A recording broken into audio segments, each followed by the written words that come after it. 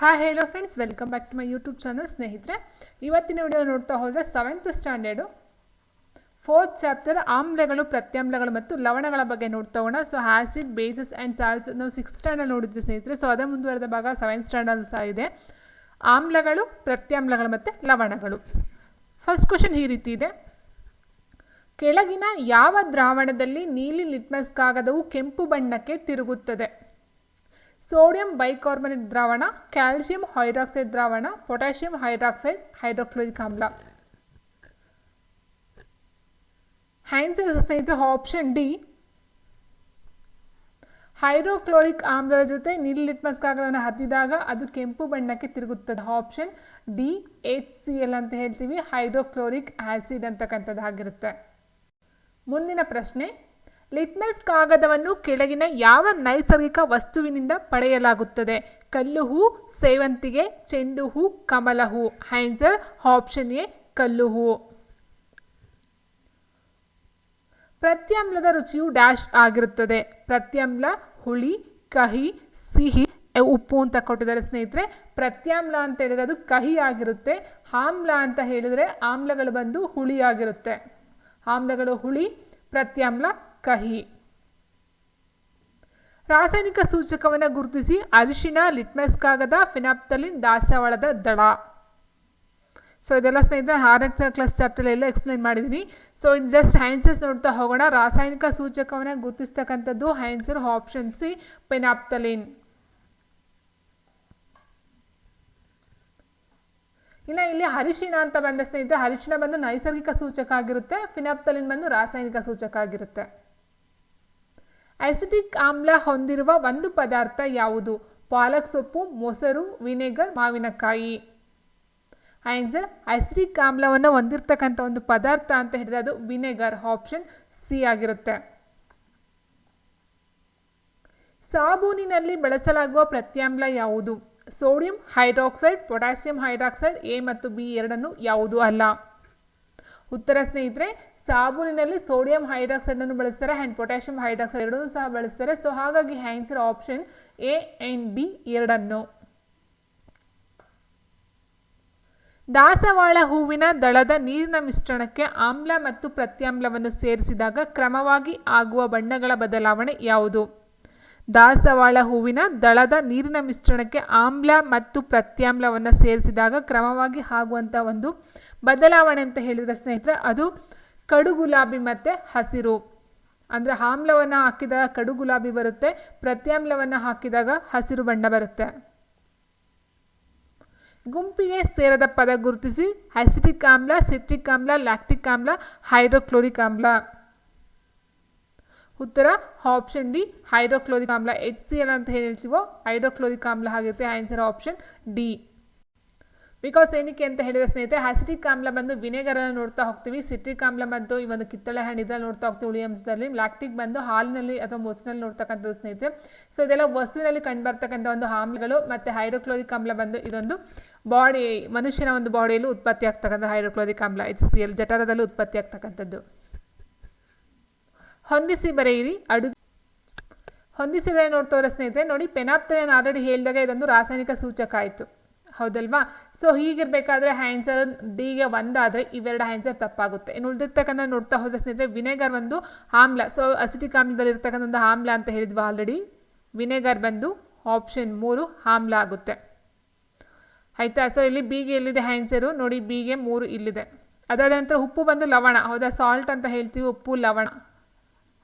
So answer ಸಿಗೆ ಬಂದು 2, ಫೆನಾಪ್ತಲಿನ್ 1 and ಅಡುಗೆ ಸೋಡಾ ಅಂತ ಹೇಳಿದರೆ ಅದೊಂದು ಪ್ರತ್ಯಾಮ್ಲ, NaCl. ಸಾರಿ, NaCl ಅಲ್ಲ, ಸಾರಿ, ಅಡುಗೆ ಸೋಡಾ ಬಂದಿದ್ದೊಂದು ಸೋಡಾ, ಅಡುಗೆ ಉಪ್ಪು ಅಂದ್ಕೊಂಡೆ, ಸಾರಿ, ಸೋಡಾ ಇದು. ಅಡುಗೆ ಸೋಡಾ ಬಂದು ಸೋಡಿಯಂ ಬೈಕಾರ್ಬನೇಟ್ ಅಂತ ಹೇಳ್ತೀವಿ, NaHCO3, ಸೋಡಿಯಂ ಬೈಕಾರ್ಬನೇಟ್ ಅಡುಗೆ ಸೋಡಾ, ಇದೊಂದು ಪ್ರತ್ಯಾಮ್ಲ ಆಗಿರುತ್ತೆ. ಸೊ ಆನ್ಸರ್ ನೋಡ್ತಾ ಹೋದರೆ ಆಪ್ಷನ್ ಬಿ.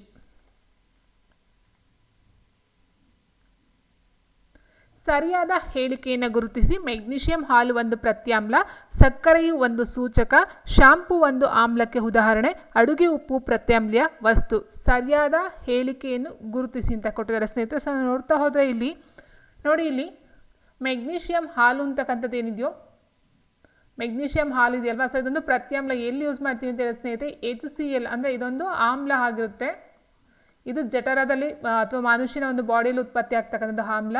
ಇದನ್ನು ಜಾಸ್ತಿ ಆದರೆ ಅಂದರೆ HCl ಬಾಡಿಯಲ್ಲಿ ಜಾಸ್ತಿ ಆದರೆ ಅದನ್ನು ತಟಸ್ಥ ಮಾಡೋದಕ್ಕೋಸ್ಕರ ಈ ಒಂದು ಮೆಗ್ನೀಷಿಯಂ ಹಾಲನ್ನ ಒಂದು ಪ್ರತ್ಯಾಮ್ಲವಾಗಿ ಯೂಸ್ ಮಾಡ್ತಕ್ಕಂಥದ್ದು, ಬಳಸ್ತಕ್ಕಂಥದ್ದಾಗಿರುತ್ತೆ. ಸೊ ಮೆಗ್ನೀಷಿಯಂ ಹಾಲು ಒಂದು ಪ್ರತ್ಯಾಮ್ಲ, ಇದು ಸರಿ ಇದೆ ಸ್ನೇಹಿತರೆ. ಸಕ್ಕರೆ ಒಂದು ಸೂಚಕ, ಅದು ತಪ್ಪಾಗಿರುತ್ತೆ. ಇನ್ನು ಶಾಂಪು ಒಂದು ಆಮ್ಲಕ್ಕೆ ಉದಾಹರಣೆ, ಅದು ಪ್ರತ್ಯಾಮ್ಲ, ಸೊ ಅದು ತಪ್ಪು. ಅಡಿಗೆ ಉಪ್ಪು ಪ್ರತ್ಯಾಮ್ಲ ವಸ್ತು ಅಂತ ಕೊಟ್ಟರೆ ಸೊ ಅದು ತಪ್ಪಾಗುತ್ತೆ. So answer option A, magnesium ಒಂದು ಪ್ರತ್ಯಾಮ್ಲ. ಬೇಕಿಂಗ್ ಸೋಡಾದ ರಾಸಾಯನಿಕ ಹೆಸರು ಏನಂತ ಕೇಳಿದರೆ ಬೇಕಿಂಗ್ ಸೋಡಾದ ಒಂದು ರಾಸಾಯನಿಕ ಹೆಸರು ಬಂದು answer option C, sodium bicarbonate. Baking soda ಅಂತ ಹೇಳಿದ್ರೆ ಅಡುಗೆ ಸೋಡಾ ಅಂತಲೇ ಹೇಳ್ತೀವಿ ಸ್ನೇಹಿತರೆ. ಸೊ ಅದು ಬಂದು ಸೋಡಿಯಂ ಬೈಕಾರ್ಬೊನೇಟ್ ಬಂದು ಬೇಕಿಂಗ್ ಸೋಡಾ ಆಗಿರುತ್ತೆ.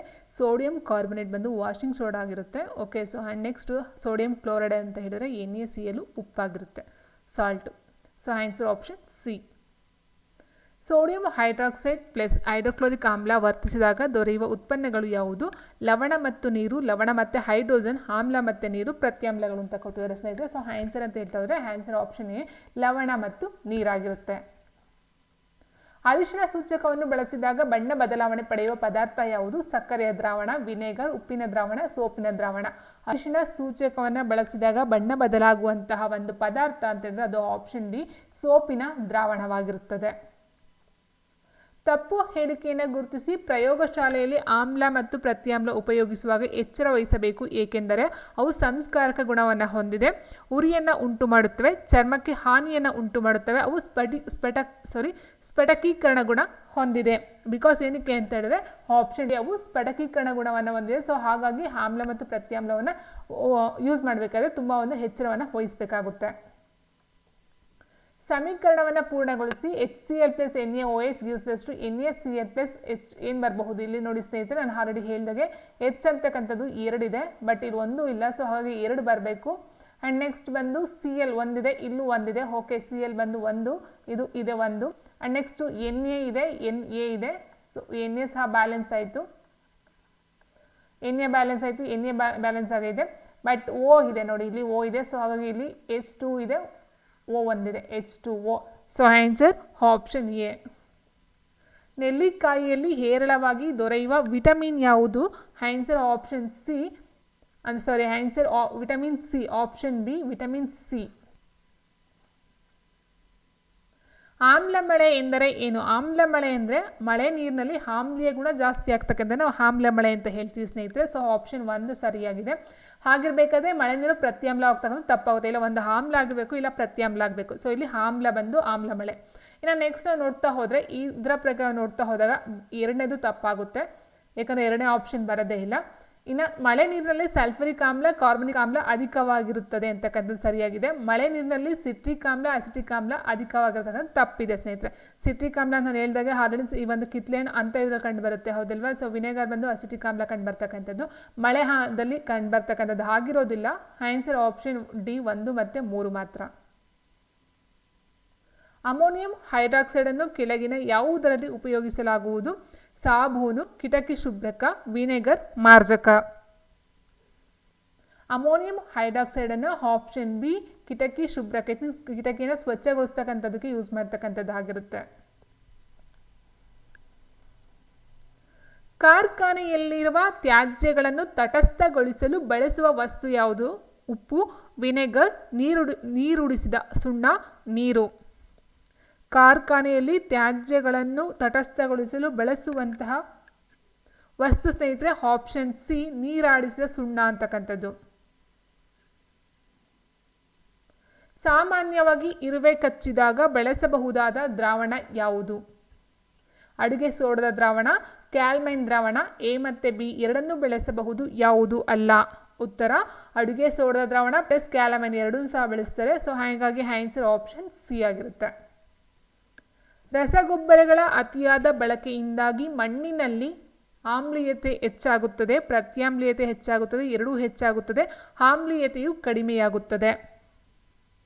ರಸಗೊಬ್ಬರಗಳ ಅತಿಯಾದ ಬಳಕೆಯಿಂದ ಮಣ್ಣಿನಲ್ಲಿ ಆಮ್ಲೀಯತೆ ಹೆಚ್ಚಾಗುತ್ತದೆ, ಆಪ್ಷನ್ ಎ. ಸುಣ್ಣದ ತಿಳಿಯಲ್ಲಿ ಕೆಂಪು ಲಿಟ್ಮಸ್ ಕಾಗದವನ್ನು ಅದ್ದಿದಾಗ ನೀಲಿ ಬಣ್ಣಕ್ಕೆ ತಿರುಗುತ್ತದೆ, ಬಣ್ಣ ಬದಲಾಗುವುದಿಲ್ಲ, ಕೆಂಪು ಬಣ್ಣಕ್ಕೆ ಬದಲಾಗುತ್ತದೆ, ಬಿಳಿ ಬಣ್ಣವಿರುತ್ತದೆ. ಉತ್ತರ ಆಪ್ಷನ್ ಎ ನೀಲಿ ಬಣ್ಣಕ್ಕೆ ತಿರುಗುತ್ತದೆ. ಸುಣ್ಣದ ತಿಳಿಯಲ್ಲಿ ಕೆಂಪು ಲಿಟ್ಮಸ್ ಕಾಗದವನ್ನು ಅದ್ದಿದಾಗ ಅದು ನೀಲಿ ಬಣ್ಣಕ್ಕೆ ತಿರುಗುತ್ತದೆ. ನಿರ್ದಿಷ್ಟ ಪ್ರಮಾಣದಲ್ಲಿ ಹೈಡ್ರೋಕ್ಲೋರಿಕ್ ಆಮ್ಲ ಮತ್ತು ಮೆಗ್ನೀಷಿಯಂ ಹೈಡ್ರಾಕ್ಸೈಡ್ ಸೇರಿಸಿದಾಗ ಉಂಟಾಗುವ ಕ್ರಿಯೆ ಯಾವುದು? ಸ್ನೇಹಿತರೆ, ಆಲ್ರೆಡಿ ಹೇಳಿದಾಗೆ ಹೈಡ್ರೋಕ್ಲೋರಿಕ್ ಆಮ್ಲ ಅಂತಕ್ಕಂಥದ್ದು ಒಂದು ಆಮ್ಲ ಆಗಿರುತ್ತೆ. ಆ್ಯಂಡ್ ಮೆಗ್ನೀಷಿಯಂ ಹೈಡ್ರಾಕ್ಸೈಡ್ ಬಂದು ಇದೊಂದು ಪ್ರತ್ಯಾಮ್ಲ ಆಗಿರುತ್ತೆ. ಸೊ ಎರಡನ್ನೂ ಸಹ ಸೇರಿಸಿದಾಗ ಅದೊಂದು ತಟಸ್ಥ ಆಗುತ್ತೆ. ಸೊ ಆನ್ಸರ್ ಆಪ್ಷನ್ ಬಿ ಆಗಿರುತ್ತೆ. ಇರುವೆ ಕಚ್ಚುವುದರಿಂದ ಉರಿ ಉಂಟಾಗಲು ಕೆಳಗಿನ ಯಾವ ಆಮ್ಲ ಕಾರಣವಾಗುತ್ತದೆ? ಸಿಟ್ರಿಕ್ ಆಮ್ಲ, ಟಾರ್ಟರಿಕ್ ಆಮ್ಲ, ಹ್ಯಾಕ್ಸಲಿಕ್ ಆಮ್ಲ, ಫಾರ್ಮಿಕ್ ಆಮ್ಲ. ಉತ್ತರ ಆಪ್ಷನ್ ಡಿ ಫಾರ್ಮಿಕ್ ಆಮ್ಲ. ಇರುವೆ ಕಚ್ಚಿದಾಗ ಬಿಡುಗಡೆ ಆಗ್ತಕ್ಕಂಥ ಒಂದು ಆಮ್ಲ ಅಂತ ಹೇಳಿರೋದು ಫಾರ್ಮಿಕ್ ಆಮ್ಲ ಆಗಿರುತ್ತೆ.